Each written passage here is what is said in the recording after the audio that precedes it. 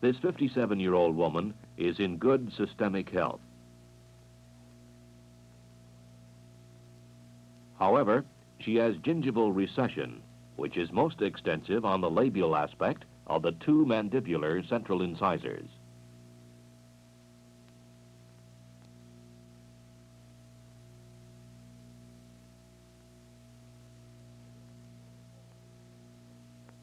When her lip is pulled forward, there is tension created on the free gingiva in this area.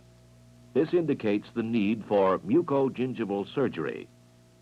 A split flap and free gingival graft will be used to correct this defect. A piece of tin foil is pre-cut to the anticipated size of the free gingival graft. After local anesthesia has been administered, the labial surfaces of the involved teeth are thoroughly curetted.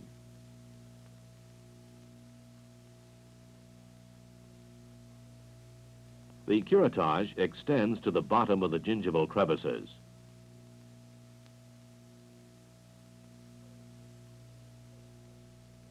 The exposed surface layer of cementum and the epithelial lining of the gingival crevices are completely removed.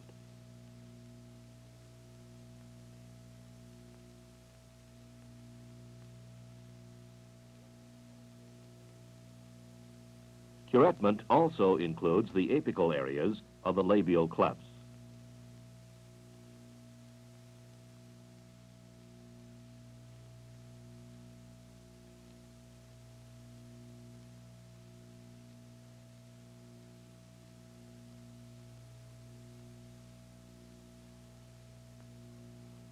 The incision is outlined with a periodontal probe. The entire free gingiva bordering the areas of recession will be excised and the mucobuccal fold deepened by a split flap procedure.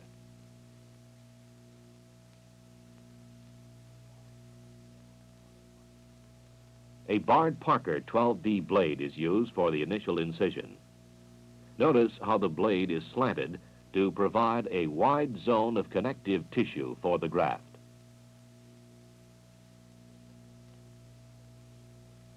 The mucobuccal fold is deepened with a split flap dissection on the outer surface of the periosteum.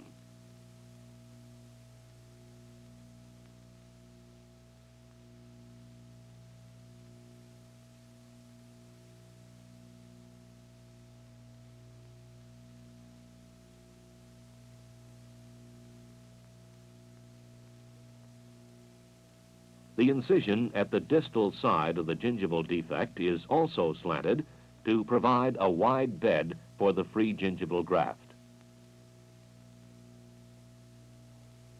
An incision is also made at the bottom of the gingival sulci and through the interdental papillae.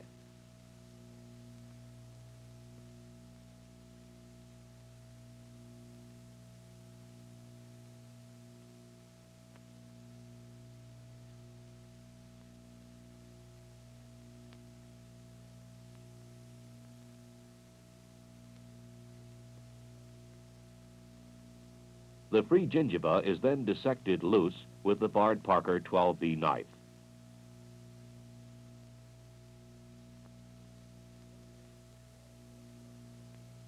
The periosteal bed should be left undisturbed on the surface of the bone.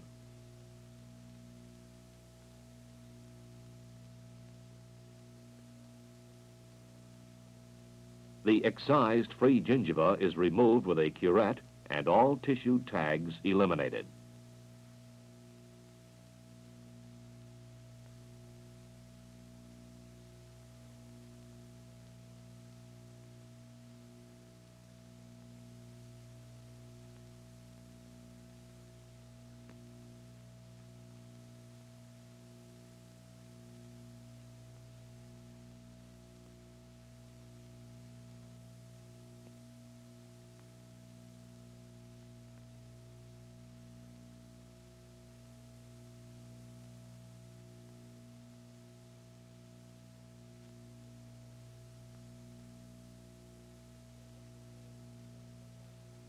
The mucobuccal fold is deepened about 1/2 millimeter over the surface of the bone.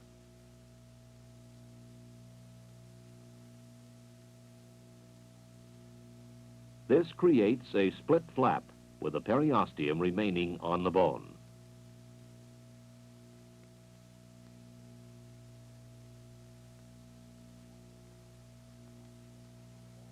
The lateral margins of the graft bed are also prepared.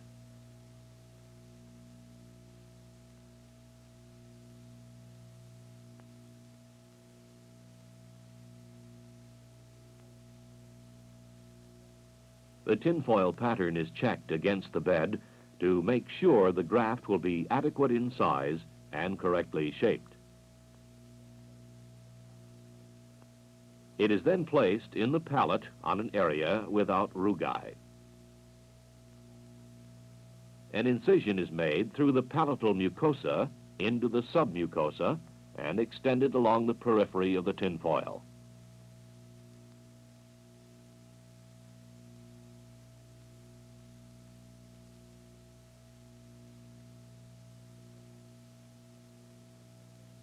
The graft is dissected free with Orban knives at a depth of about 1.5 millimeters.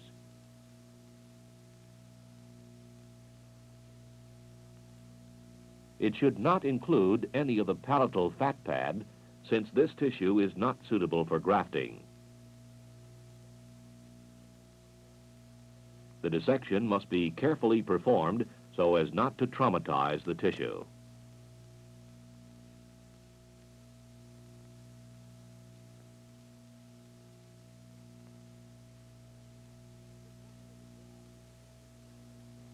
The corner of the graft is gently held with forceps while it is freed from the underlying tissue.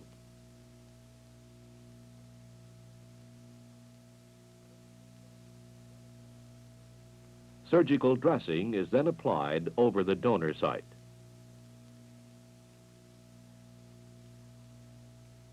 It is locked into the interproximal spaces with a plastic instrument. The suturing of the graft is illustrated in schematic drawings. A suture is threaded from the lingual to the buccal side between the lateral and central incisors. It is inserted through the corner of the graft and carried back through the same space to the lingual side.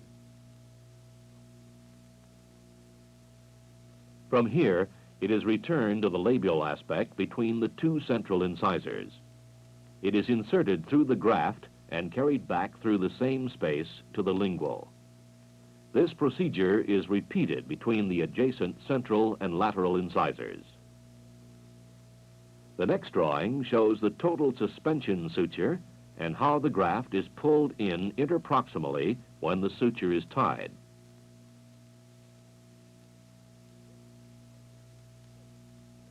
The graft is held loosely in place before tying the knot. The lip flap is sometimes sutured to the periosteum at the bottom of the mucobuccal fold extension, but was not done in this case. Suspension sutures can be seen from the lingual aspect.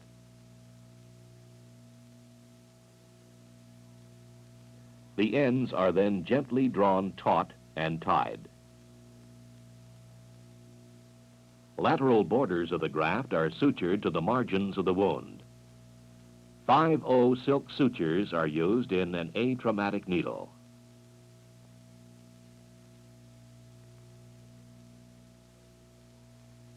The graft is held in place by gauze, which has been moistened with sterile saline. Moderate pressure should be applied for a couple of minutes.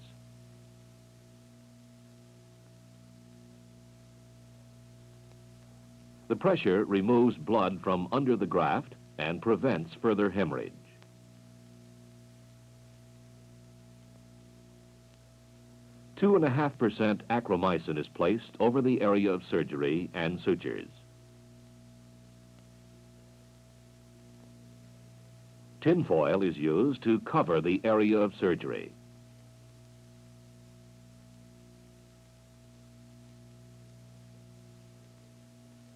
A surgical dressing is placed over the tinfoil.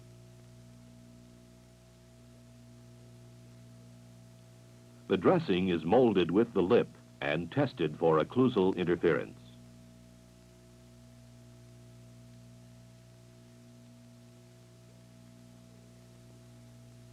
The dressing is removed 1 week following the surgery. Part of the surface of the free graft covering the labial aspect of the teeth is sloughing off.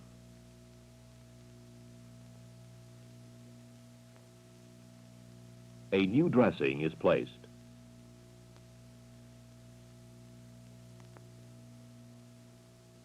The palatal donor site has healed completely 5 weeks after the surgery.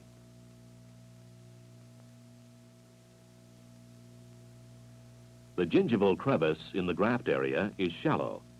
There is a slight gain in gingival attachment at the labial surfaces of the central incisor and sufficient attached gingiva to avoid muscle pull around the mandibular central incisors, which was the main purpose of the surgery.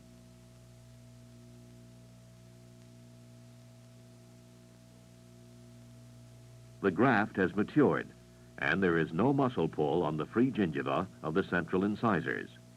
The new attached gingiva has maintained a sufficient width.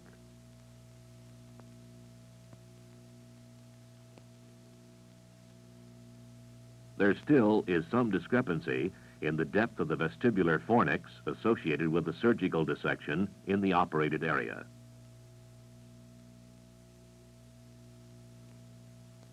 The free gingival margins are located 5 millimeters apically to the cemento-enamel junctions, indicating a gain of 1 millimeter compared with preoperative measurements.